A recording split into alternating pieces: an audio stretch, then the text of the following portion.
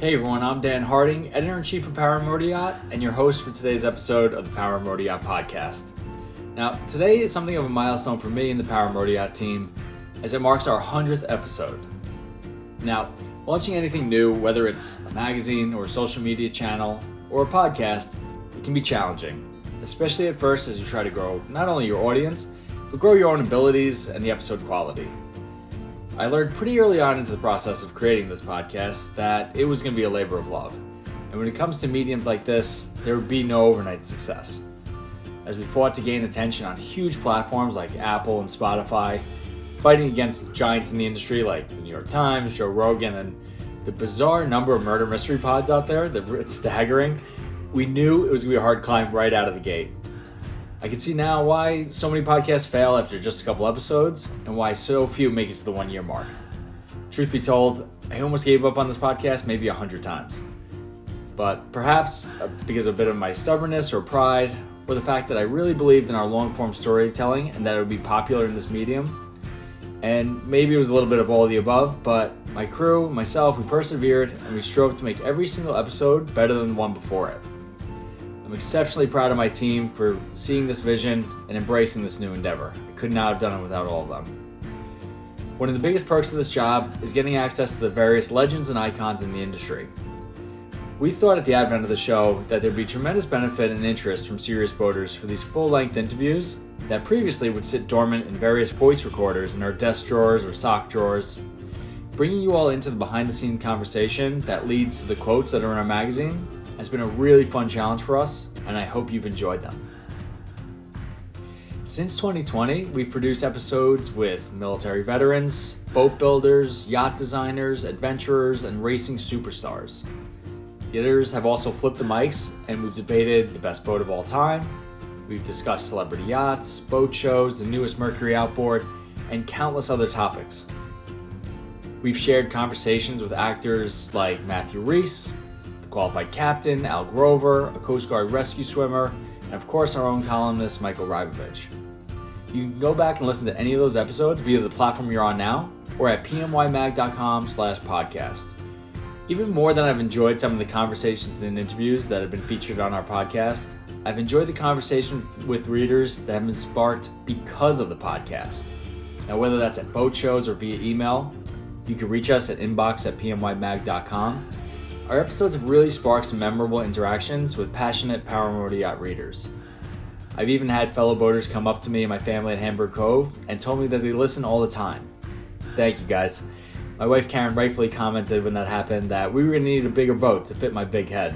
Well, no arguments here. The creation of the Power Motor Yacht podcast has been so rewarding, in fact, that we made the perhaps crazy decision to double down and launch a second separate show called The Best Stories in Boating.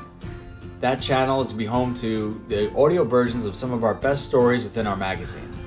So, while this show kind of gives you the inside scoop behind the scenes of how our magazine is made, the others really give you home to our final finished product, allowing you to take our best stories with you anywhere. I hope you'll subscribe to both. I want to thank you for joining us on this journey, and thank you to all our sponsors that made this show possible. Now, without further ado, we're going to move on to today's episode, which features a conversation between senior editor Owen Burke and Mike and Leah Heidzik, a couple from Ohio who have fallen in love with boating on Lake Erie. In the hopes of inspiring other young people to enjoy them out on the lake, they've taken to social media under the handle Lake Erie Locals. Besides being Power Motor Yacht readers, which makes me like them immediately, I've really enjoyed hearing this young couple's story about how they discovered boating together and how they look to bring their favorite pastime to others. And now, before we jump in, a quick word from our sponsor. When was the last time you thought about wiper systems on your boat? Probably not until you really needed it, right? Often overlooked, but always important when you need it, wiper systems keep your boat safe in rough or rainy weather. Imtro offers wiper solutions from leading brands, Roca and Exalto, and can spec the right system for any boat, while also providing support and spares for as long as you have it. Visit imtro.com to learn more. Hi, everybody. I'm Owen Burke, Senior Editor of Power and Motor Yacht. And today I'm excited to welcome Leah and Mike of Lake Erie Locals. They are a dedicated young couple of Lake Erie boaters promoting their lifestyle and engaging other young folks to get out there on the water in a place where as they tell it, the lake-going population tends to skew a little on the gray side. So, yeah, welcome to the show, guys, and we're happy to have you. Awesome. Yeah, glad to be here. So, you guys are based in Cleveland. Are you both from the area? Yeah, so maybe I'll start with that. So I was born actually in Europe, but moved here when I was super young. So grew up generally once I got here in the Cleveland area, sort of the different suburbs around. So um, as we'll probably get into it, the lake wasn't necessarily part of my life growing up. It was sort of here and there, but that kind of got introduced later on in life. Gotcha. Yeah, and I'm actually from Columbus, so not too far away. I moved to Cleveland for college. We both went to John Carroll, which is a really small school that probably not a lot of people have heard of on the east side of Cleveland. So I've been up in Cleveland since around 2013, but same as Mike, like growing up. My family wasn't always on the lake. We did some, kayaking, paddleboarding. My aunt actually had a boat, but where we boated was it was called Alum Creek. So it was a small inner lake where we would ski, we would tube, we would just kind of like float around on the boat, but it was really nothing compared to Lake Erie. So we did that occasionally growing up. And then I would say it was around like high school, my family started vacationing closer to Lake Erie. And one of my friends actually had a camper up around Lake Erie with her family. So we started going there and kind of same thing with Mike. One of his friends had a camper around Lake Erie. So we both kind of separately were going there, visiting the lake, kind of experiencing that lifestyle a little bit. And then really it wasn't until we got together, started dating, got married that we really kind of went like all in on the lake and realized how much we both loved it. Yeah. What lit the What fire lit under the you fire?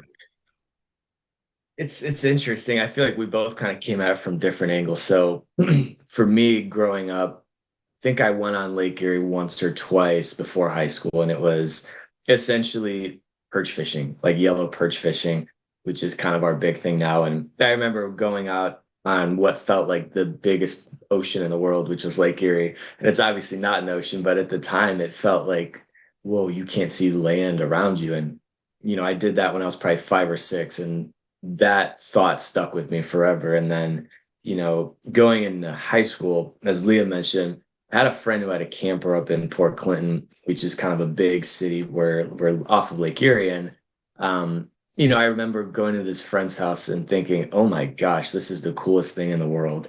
They've got this little boat that they can hop out on the lake with, they can fish, they can do all this stuff, right? And I remember thinking, I don't care what I do in life, but after college, I want to be a part of this, right? Whatever it takes. I just kind of had that heads down thing.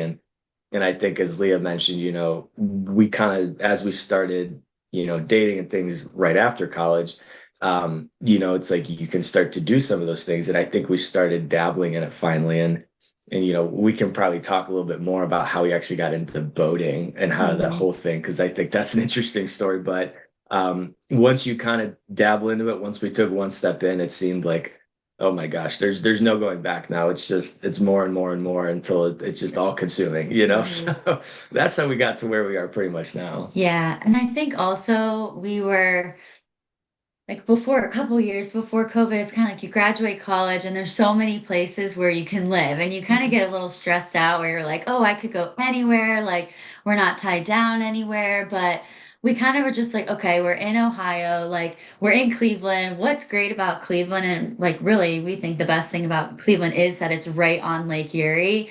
Mm, So I think another thing was us just trying to like figure out like the awesome things about our state and just kind of go all in yeah. to those things and just start really like loving where we live instead of that mindset of like, oh, should we move somewhere else? Like, should we go somewhere else? So I think that's another thing that kind of got us like locked in and like 100% in on Lake Erie. Yeah. Very cool. Yeah, boating can be all consuming. For And sure. no, Yeah. it's refreshing to hear people sort of looking around their own home before heading for New York or London or wherever people go for a metropolis in a career and sort of disregard home. I've Yeah. been all over the world and finally settled back in right where I grew up, Yeah. That's after the Yeah. way like to do 10 it. years Yeah. away. And I love Yeah, it more than ever.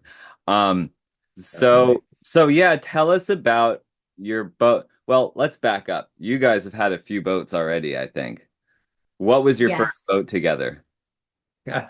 So our first boat together was an inflatable kayak from Walmart, uh, a matching set. So Uh-huh. as as we kind of mentioned, we realized, okay, and I think I don't even remember how this started, but we were walking in a marina close to our house. This is right after college, and we're like, all right, we need to stop playing games. We need to get on the water, right? Whatever it takes.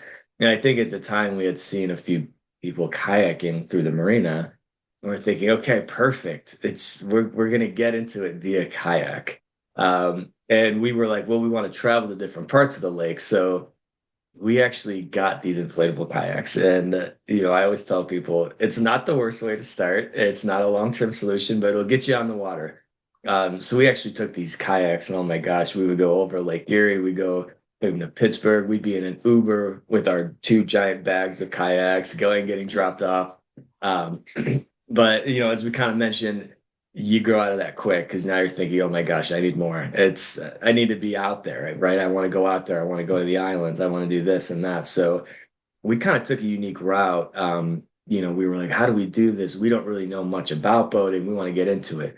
So at the time, we had a friend who was actually in Freedom Boat Club. And so, for those who don't know what Freedom Boat Club is, it's essentially a club that you can join, and they have boats that you rent. Basically, you can rent them via your phone app and things like that. But they had different types of boats too, right? So we knew we wanted to fish, but we also knew we wanted to do some day cruising and things like that. So um, we said, well, it seems like the perfect way because you don't have to do maintenance on the boat. And we weren't really sure what kind of boating we wanted to do. So we went all in and we joined in, I think it was January when we did 2020, that. yeah.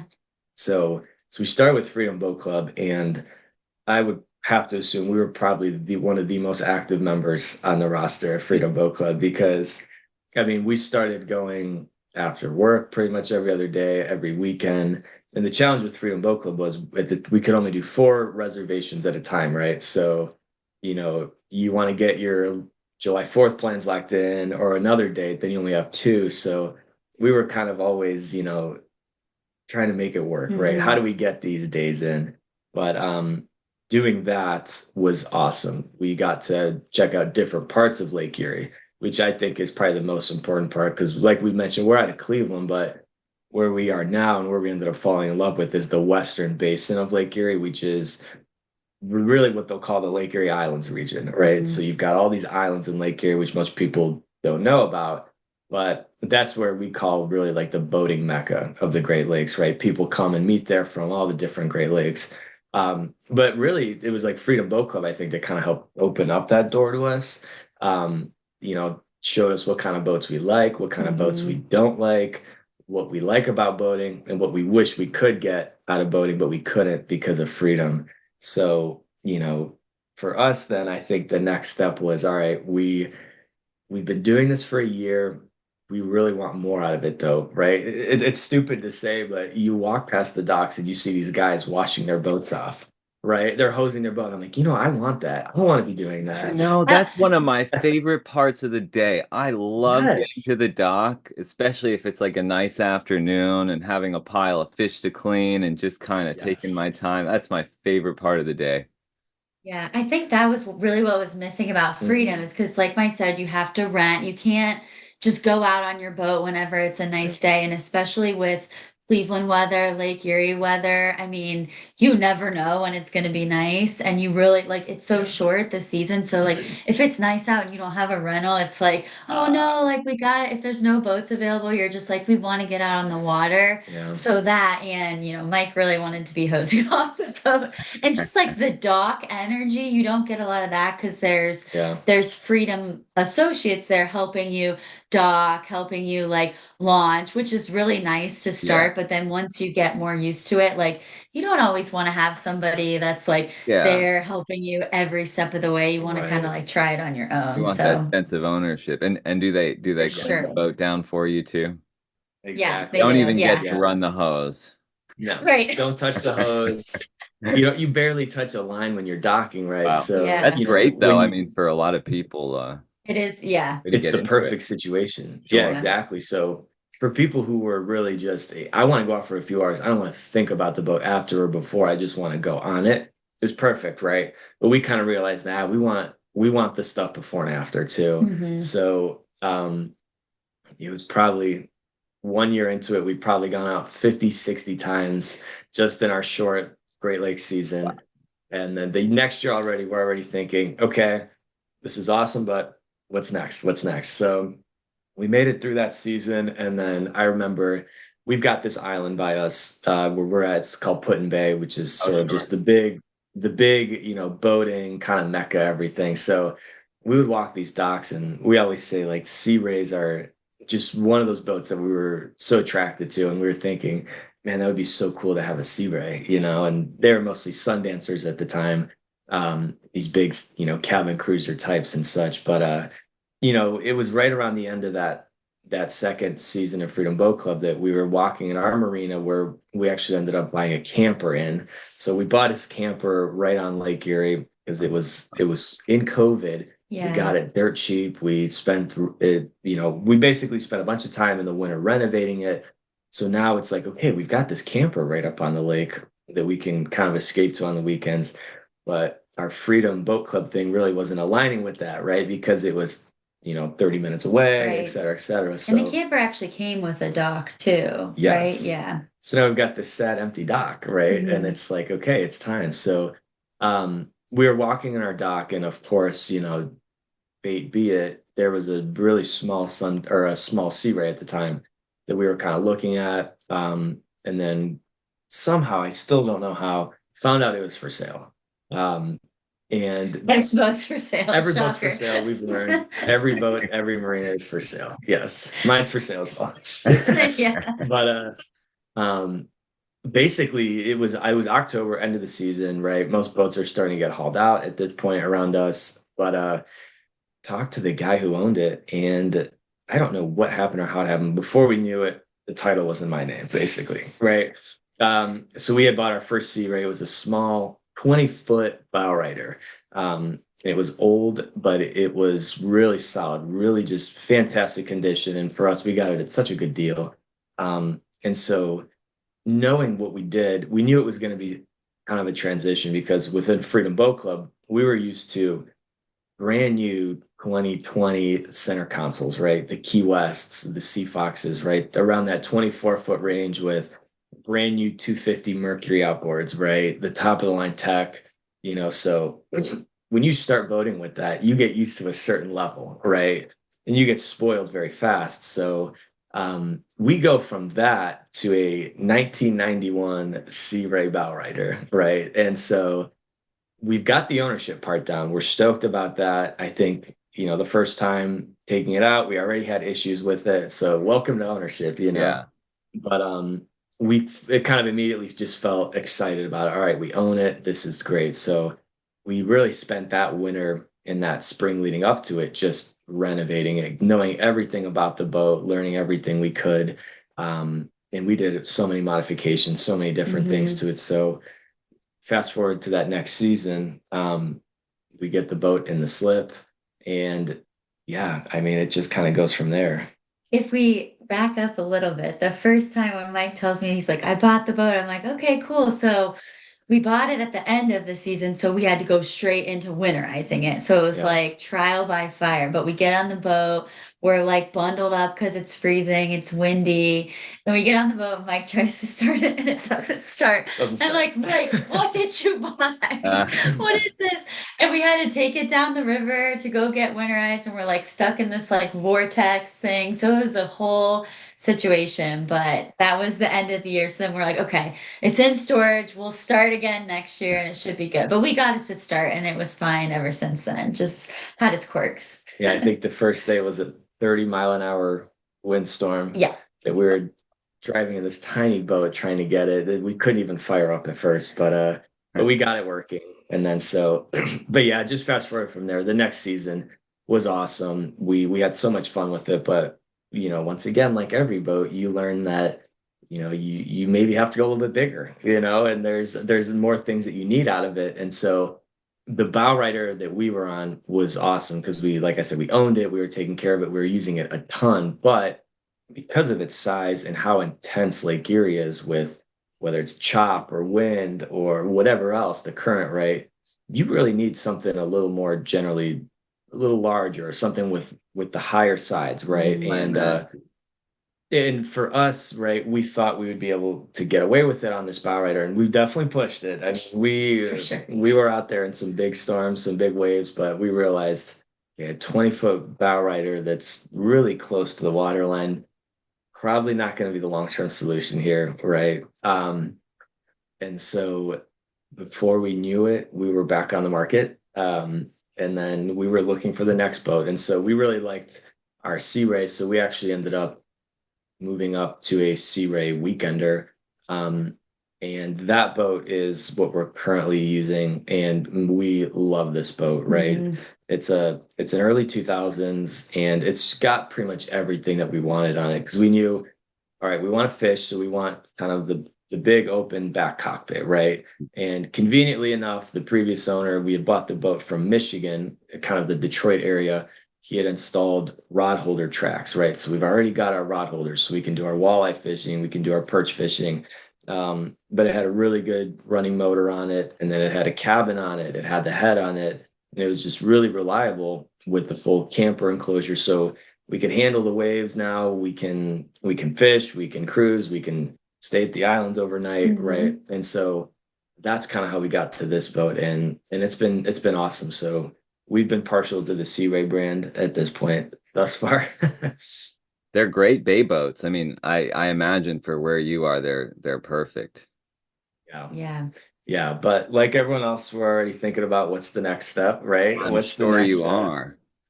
So what's what's your dream boat together? Let's skip the next step, like all in, all out. Yeah. We actually have talked about this. So every year, because the winters are so harsh, we always try to get down to the Miami Boat Show every year in February. And so when it comes to dream boats, no better place to go than the Right. Miami Boat Show to figure Go out. big. Um, I think last year, the one that we fell in love with the most, and the one that we think is close to heart for us, because they're made out of Holland, Michigan, and that's going to be the Tierras, right? So Uh, the I would say the new Tierras that have the sport fishing packages on them. We love the Tierra 54 out of the last Miami boat show, but that one, beautiful cruising boat, but I would feel a little guilty fishing on that Oh, one. for mm, sure. So I think the 43, I think they're the LS, the ones with the fishing package now that they just introduced. I think for Lake Erie, that's probably as good as you can get for that in Yeah. terms of size, being able to fish, cruise out on the for a weekend at the island. So that's, I would say, the current one. It might change next week. Wouldn't Right. that? That's well, pretty that'd much the be a great, consistent one. yeah, Yeah. that'd Yeah. be a great trolling boat too. You guys do some salmon, steelhead fishing. Yeah, mostly walleye and we do a little steelhead. Yeah. Lake Erie's weird with where those fish are. The salmon and the steelhead are generally they're in there, but they're way further in the deep ends of the lake. So they're Yeah, on that way far eastern end of Lake I Erie. see. We fish the western end, which is generally very shallow. Mhm. So it's more of the yellow perch, the walleye, and then the smallmouth where we are. So those are kind of where we focus on, yeah. Gotcha. And now, a quick word from our sponsor. IMTRA is a 100% employee owned company committed to bringing best in class products, expert product knowledge, and unparalleled support to the entire marine industry throughout North America since 1952. So you Yeah. mentioned put in bay. That's sort of the way it's described is kind of like the Key West of the Great Lakes. Yes. Is that your favorite destination? I would say so. for sure. It's the one that we probably go to the most. We love it because there's so many things you can do there. Yes. For a boater, it's as good as it gets because there's so many different docks you can choose from. It seems like each dock has its own vibe, Hmm. right? Huh. You've got your late night scene docks, right? Which are the public docks. Um, you might not get as much sleep there all the time there with a lot of the noise and the music, but you go one direction, east or west, and you can get into some of the nicest docks on Lake Erie where it's quiet, where you'll see lots of 72-foot Vikings over there, and you'll see, Wow. really beautiful boats that, that's just the vibe change that you can get from dock to dock over there. Huh. So I think that's part of it. Yeah. Yeah. I think sometimes like within Ohio, Put-in-Bay gets a bad rep just because it is like the party island, and people are like, oh, you just go there to drink and party and then go home. But I think, and at first, I mean, we do go there to party occasionally, but I mean, it's like once you start exploring all that the island has to offer, it's when you start realizing, like, oh, there's all these like crazy docks with all these really nice boats. Like, there's so much to do. You can bike around the island, you can go parasailing, you can take your boat over there. So it's just great because you can do so many different things. And we Mhm. think it's awesome just having a destination to go to on your boat that's so close. Like we could bop over there for dinner and then come back to our dock, or we've taken our bikes on the boat, taken them over to the island, and then biked around the island and then come back. So there's just so much that you can do over there that I feel like people don't always know about. Yeah. It's really cool because there's so much history on that island too. Hmm. It was one of the scenes of the War of 1812, so they do capitalize on that with Perry's Monument and all that Yeah. stuff.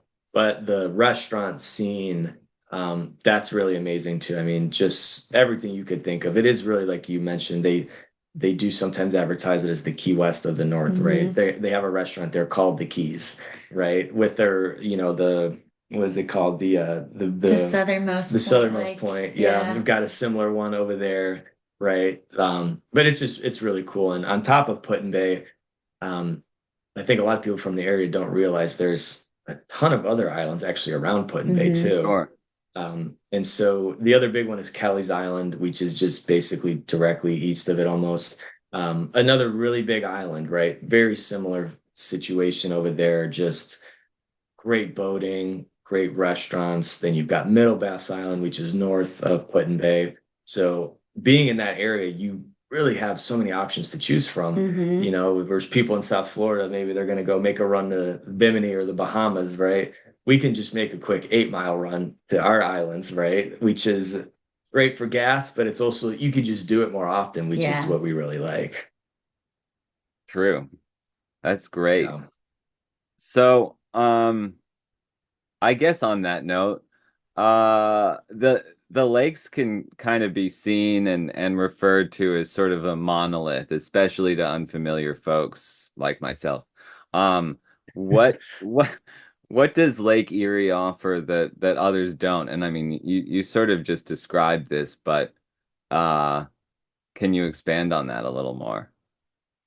Yeah. So I might butcher this stat. We were just at a nonprofit event where they had someone from the supporting the Lake Erie Foundation give some facts about Lake Erie, which to us I think really resonates. So the cool part for Lake Erie, the one that we obviously take advantage of, is the fishing. So, and gosh, I think the stat is accurate, but don't quote me. I think they were saying 50% of all of the fish in the entire Great Lakes, so Michigan, Huron, Ontario, et cetera, 50% of them are actually found in Lake Erie. Wow. And so that most people don't realize, Hmm. but when you do come to Lake Erie, Port Clinton, Ohio is the walleye capital of the world. But we also call it the yellow perch capital of the world because we fish a lot for Hmm. that. But with fishing, if you're not doing kind of the offshore sport fishing in the oceans, I think there's no better fishing than Lake Erie, right? Because the sport fishing there for Great Lakes is just it's unbelievable, right? I mean, the economy, the amount of charter captains on Lake Erie is just incredible, and they're all busy. So Wow. just the people you bring in from all over the country just for that fishing is awesome, right? But on top of that, then you throw in the islands, right? Mhm. And I think that's got to Yeah. be one of the biggest selling points because, you know, just having different destinations, different locations to go to. I think, as you mentioned, right, it kind of helps break up the routine of just, all right, I'm just gonna take the boat out, sit at the sandbar that I go to every weekend, and then go back, right?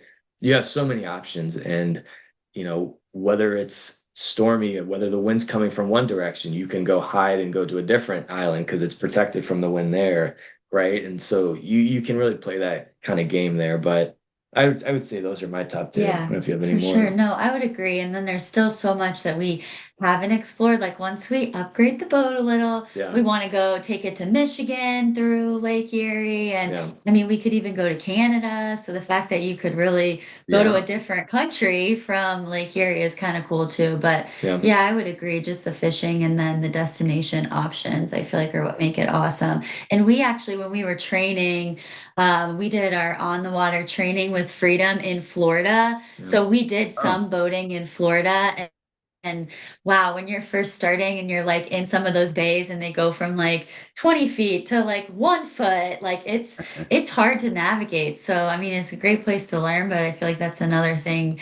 Lake Erie seems like it's a little bit easier to navigate. Obviously, it's much smaller, so that helps as well. Yeah, and it's interesting because to your point there, like when you go to one of these islands, like a Put Bay or a Kelly's, the cool part is the people that you meet there always on a given weekend because it's not just people directly from the area, right? Mhm. Because there's so many of these big boats on the Great Lakes now, I would say more often than not, it's people coming in from Michigan now that are coming in from Lake St. Clair, right? Coming down the Detroit River and then making, a 2.5 hour trek, right? huh. You got people coming in from all the different Great Lakes regions now that are not willing to, or they're very willing to spend the gas, however much it is for their big cruisers to get there for a weekend. But yeah, that's just the coolest part is you get to constantly be around different people who have kind of that common interest, right? Mhm. With boating. And then you guys get to meet in this little cool island in the middle of Ohio that no one thinks even exists, right? Right. Yeah. So What a yeah. cool hub. I mean, really a coastal city, Mhm. Cleveland, Yeah. Definitely. and you have it all. And you probably get some transients too. I don't know how many people are doing the Great Loop, but there's got to be a Right. number of Yeah. them, which Yeah. would be Yeah. fun That's too. it. It seems to be a good stop somewhere in the area always for great loopers, right? Mhm. And yeah, that's definitely a good part. Are you seeing many other young folks out there? Yeah, so we kind of started thinking about, what does this year look like in terms of, young boaters. So I think obviously in COVID, a lot of people got into boating in general, right around 2020, right? All ages, et cetera, et cetera. Um, it seems like when it comes to young boaters, the kind of boaters that are doing the stuff that we do, which is maybe more traditional boating in our area, right? Weekend cruising to the islands and stuff like that. It's not as common, right? It's as we kind of mentioned, it seems like the population we're kind of always on that younger end, right? Mhm. What we're starting to see though is different avenues, I think, that people are coming into boating. And it's interesting. Maybe it's always been this way, but it seems like the go fast guys, right? The guys who run the go fast boats. That seems to be where we see younger boaters in Or the Great Lakes, at least in there, right? Which Mhm. makes sense, right?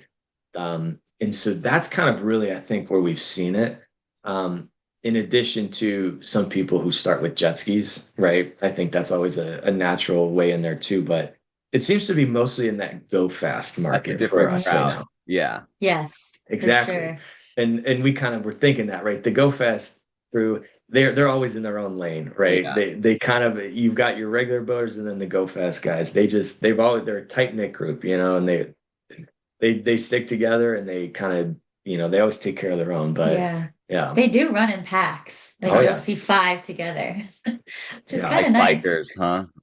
Yes, Exactly. It's almost exactly. like the Harley Davidson crew, right? Yeah. So Yeah. but that's really where we're seeing, I think, a lot of like the younger people getting into it, maybe from more of the thrill standpoint. Hmm. And it's a lot of guys who like to do stuff themselves too, right? People who are into doing their own maintenance, their own upgrades. So I think those types of boats tend to definitely allow that, right? Because there's a lot Yeah. of work that needs to go Sure. on those. But It's just interesting, right? We'll talk to people in our marinas and in our docks, and they'll say, "Oh yeah, when we were, we were your guys' age, all of our friends, we'd all be on our own boats and we'd be going out to the islands." And it's kind of, interesting to hear that, right? Because now obviously we have some friends who are our age, but it just doesn't seem like necessarily the amount Right. that they were always talking about, right? Even that one generation previous, Yeah. Yeah.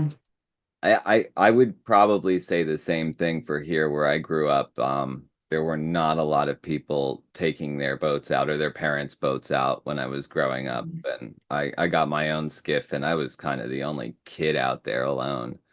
Yeah.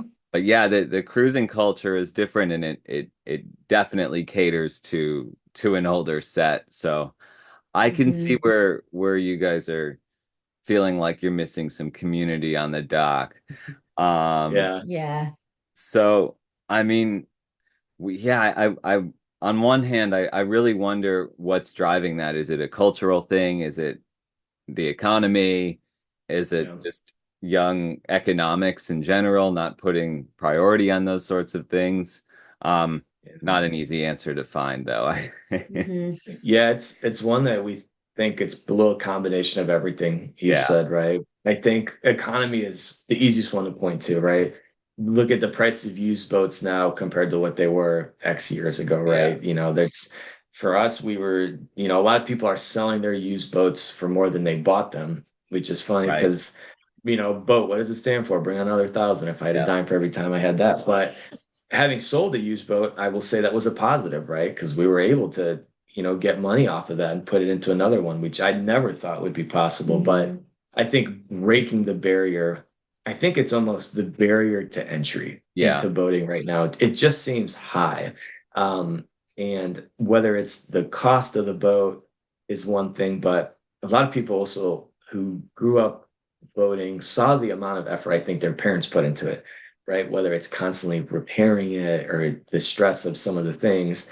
And it's almost like, is it a generational thing where they're thinking, oh my gosh, the amount of effort and work, right? Was it worth it, right? For some of those yeah, people. And now, just to get into it, it costs this much. So I think a lot of those factors are kind of doing that, but it is a time commitment. I think a lot of young boaters do realize the effort commitment, right?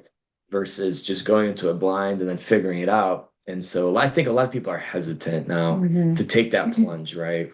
Um, and I know for us, the other thing we talked about was really moving your boat. So for a lot of people, when they start boating, they start off like trailering it, right? Mostly. And I think for people who aren't comfortable with trailing a boat or don't have a truck or don't have any intention of getting a truck, yeah, that's a huge limitation, right? So I know for us, if we didn't have our boat sitting in a slip, right, of the previous ones, we would have probably used it a quarter of the amount of times, Hmm. right? yeah, So now, you throw in that extra level of entry to barrier where someone who doesn't know anything about boating has to figure out, where do I want to keep my boat? How do I get it there? Which, the costs. So it's just a lot of things that I think are just kind of compounding now. yeah. That's a Yeah. very good point. There are lots of logistics. Ownership is expensive any way you look at it, and yeah, boats aren't getting any cheaper. Fuel in general might not be at an all-time high, but it's another barrier to entry. There's no doubt about Hmm. it.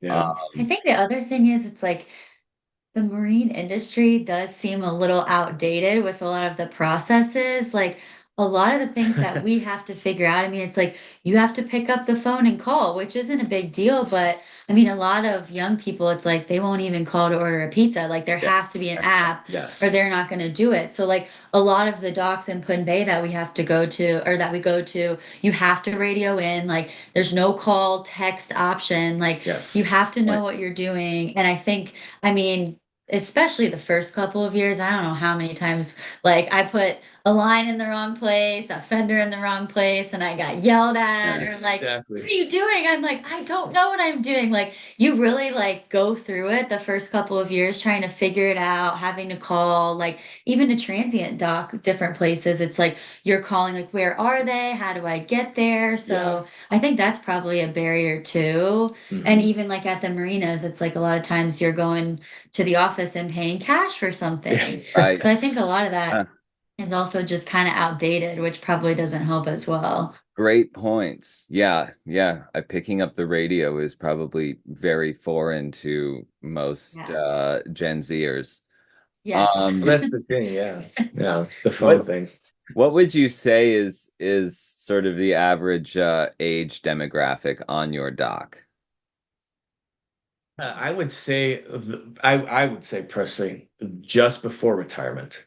Yeah. Yeah. Like whatever you view retirement as, and I think that's different for everyone. It's almost like that 10 years before. And I Hmm. think a lot of people, the COVID thing is interesting because I think a lot of like in our docks around us, a lot of the people were already into boating. A lot of these people have been at the same dock for 35 years, right? They Hmm. got into it when they were 20 or whenever, and now they've been at the same slip, but it's interesting talking to a lot of these people. They're getting close to retirement in our slip, but it seemed like COVID had such a change in their mind shift where they were thinking, oh my gosh, I've spent my whole life working. And then whether COVID happened and I lost a family member, or mostly I think people just saw how much time they were spending working nonstop. Hmm. That now going back into the real world, a lot of the people are thinking, well, I don't want to go back to that old way, Yeah. right? So it seems like the most of the people around us are at that kind of pre-retirement age where they're thinking, how do I retire earlier now? How do I be done with that so I could be more here, you know?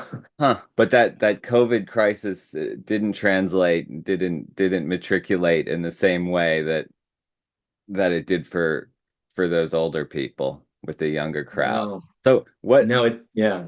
I mean, I'm sure you guys want to see younger cruisers out there. Are you, what you're doing and where you're doing it on social media is, one has to imagine the best possible place to begin that quest. But Yeah. what else are you doing or thinking about to engage younger folks to get out there and share the dock with you? Yeah. Well, it's funny. Like we have people who will reach out to us all the time. Hey, I want to get into boating. What do we do? And I think there's so many different ways to go about it, right? And it's so dependent on the type of boating you want to do, where you want to do it, which I think that question alone can be intimidating for someone trying to get into boating, where they're saying, "Oh, I have to think about where I even want to go for Hmm. what kind of boat I need to use." So there you go, right? There's another kind of pain point, but the one thing that we thought has been really helpful for us is Facebook Marketplace in Yeah. particular. For a lot of people that I know, for us personally, we've bought boats from there and they've been great and they've been at good prices, right? But it's just easy because what you can do with Facebook Market is you can literally look at who's selling boats in the 15-mile radius around your house, right? You can find just the most crazy variety of boats you could ever think of, right? You'll find the old 1960s boat with weeds growing out of it, right? But then you'll find a $500,000 pursuit sitting at someone's driveway, right? And for us, that was the cool part, is to just get a flavor of what's the pricing, right? What kind of boats do you want to go and get on? And that was really the cool part, was when we started getting the Facebook Market. But it's also a really cool way to meet people, and people are so much more helpful than you think. I think Hmm. that's been the most surprising part to us, right? Whether it's the last Sea Ray that we bought, it was a bigger boat, and the owner that we bought it from, he goes, "Well, I'll just trailer it all the way over, an hour to your place." And I'm thinking, that is the nicest thing ever, right? That's a very expensive service usually to get done on a Yeah. bigger boat. And they just did it, right? And just the people that they're so helpful and stuff like that. And you won't always get that experience, but I think that's been one for us, to just learn about the boats, talk about it, and kind of see it in a more, sometimes I think economy, as we talked about, is the biggest barrier. A way to see it, and maybe a cheaper way to get into it, really, because you have maybe more negotiating power sometimes, and you can really do a lot of that. Hmm. Yeah, I think the other thing, along with obviously us posting about boating and trying to get younger people into it, like we've met a lot of people through TikTok that are boaters within the area. And like even the last time we went to Put in Bay, they're telling us, oh, we're docked here. You can come raft off us. We'll help you. So Yeah. I think finding that group that was really helpful to us, like we would love to do that for other people too. Like if young people reached out to us and we're like, oh, we're going, are you guys going? Like just help them dock or like tell them where we are just so they can kind of have a friend or somebody that they already know. Cause again, it's so intimidating to pull up to a dock and they're like, okay, tie off this boat. And you're like, okay, sorry. Like, can you help me? So I think that's another thing that, if people reach out to us, like we're willing to help because so many people have been so nice and helpful to us, like without us even asking. Like it was just so awesome that they were just willing to help with whatever because, people know the struggles that they've been through. So Yeah. they're willing to help. It can be a great community. There's no doubt about that. Yeah. Yeah. So my last question for you guys is, you seem to love where you live. Would you ever move to find that community, a bigger community or something else, or would Wanderlust take you? What are your thoughts on that? I think what we see happen here is, the snowbirding effect of the Midwest. And I think anyone who does it the right way, they've nailed it because you get your summers in the Midwest, right? Which are, whether it's folks who are in, Wisconsin, Michigan, Ohio, who get to enjoy the Great Lakes in the summer, right? Because it's hard to beat the Midwest summers. I'll throw it out there, right? It's amazing. If you've never been, we highly recommend it. The long days, the beautiful boating on the Great Lakes, right? The community, it's really fantastic. And in the summer, I think that's hard to beat, right? Because the temperature is perfect. Now, would we move anywhere else? I'm going to say no right now, but if you ask me this question in December, I will have a very different answer, right? Because the winters here are horrible. They are so harsh. So the people who snowbird get down to, somewhere on the Gulf Coast in Florida, right? Or one of the southern coasts on the Atlantic side, right? We're super jealous of them. I think that is the perfect way to do it, right? Yeah. It's cool to see a lot of, I think, like the boating community in Florida and kind of the Carolinas year round as well. It seems like that's a really tight knit group as well. And it does seem like, a lot of younger boaters, that's where they're kind of located too. Cause I think the culture is definitely more there sometimes, right? Whether it's in the Keys where boating is just another part of life, versus here, you kind of have to break into it, Yeah. And I always wonder too, if we could boat all year round, if we would do it as much. Cause like when the summer and the spring like come around, we're like ready to go. We've been cooped up. Like we get the boat in as soon as we can. And we like make a pretty concerted effort to like say, nope, these are our boating days. Like we aren't vacationing in the summer. We can vacation when it's cold. So I wonder if we were to move somewhere. I mean, I'm sure we'd boat all the time still, but just like the fire under you in the summer here to get out there, everybody else is doing it too because the season's so condensed. So yeah, I mean, I agree with Mike. I think if you can snowbird, that's obviously the best way to do it. And we'll be on the ferry late in the season, like coming home from an island, and we'll just hear people say like, oh, when are you headed down to the Keys for the winter? And we're just like, oh, I wish we had a date to be headed down to the Keys for the winter. But yeah. Yeah, if I had to pinpoint one spot though, I think it would be the Keys. Yeah. I think it'd be the Florida Keys, like whether it's an Islamorada or a Key West or a Marathon. Those are my kind of three, right? Because I think the fishing, the boating culture, it matches what we get up here in the north for a few months. Yeah. It feels very comparable. And there's just a bunch of Ohio people down there. That's true. Yeah, that is true. Well, snowbirding is a nice way to live if you can do it. But yes, yeah, the seasonality does do a lot for laser focus. I mean, everything just sort of gets better attention and you appreciate it more. I think there's a lot of wisdom in that too. Well, Leah and Mike, Lake Erie locals, Blue Streak 2. We are very happy to have had you on the show. Thank you very much for taking the time, and we'll see you out on the water. Absolutely. Thank you. Yeah, see you out there. Awesome. Thanks for listening to this episode of the Power Motor Yacht Podcast. You can look out for more from the Lake Erie locals in an upcoming issue of Power Motor Yacht, and you can subscribe at pmymag.com/subscribe. And now, just a closing word from our sponsor. Having a reliable wire system is an essential safety feature for any boat when operating in rainy or rough conditions. IMTRA offers high-end wiper solutions from Roca and Exalto, engineered to perform reliably season after season, even in the worst conditions. IMTRA's team can spec the right system for any boat and will support the product through its entire lifespan. Visit imtra.com to learn more. For the ocean, I would be long gone by now. It's some kind of devotion.